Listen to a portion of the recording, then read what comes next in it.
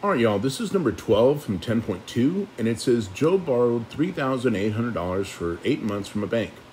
The bank discounted the loan at 3.5%. How much interest did Joe pay the bank for the use of its money? Okay, so again, y'all, we're still dealing with simple interest. So remember, the formula is interest equals principal times rate times time. So we're looking for the interest. The principal was $3,800. Okay. The interest rate was 3.5%, but remember, y'all, 3.5% as a decimal is 0.035. And then 8 months, it's 8 months out of 12, okay? So look, let's go ahead and do this first part. I'm gonna use my calculator here, y'all. I'm gonna clear this out. I'm gonna take 3,800 times 0.035 times 8, and I'm gonna divide that by 12. Okay, and so what I'm coming up with here, y'all, is $88. Again, if I'm going to round this to the nearest penny, 67 cents, right? So come back over here, $88.67, okay? Now, part B says, how much did he receive from the bank? Okay, so y'all, these discounted notes, the way the discounted note works is he's supposed to be getting paid $3,800. That's the amount of money he's going to borrow. But he has to pay the interest rate up front. So we're going to subtract the $88.67. Okay, so let's do that. Let's take 3,800 minus $88.67. So he really borrowed $3,711.33. So part B would have been 3,700, right? $3,711.33. Okay, that would be my answer for part B. Okay, now there is a part C. And it says, what's the actual rate of the interest? Actual rate of interest that he paid. Okay, so let's do it this way.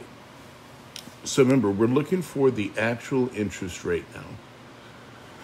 Okay, remember the interest was $88.67. Since he had to pay that up front, y'all, we're saying that he really borrowed $3,711.33.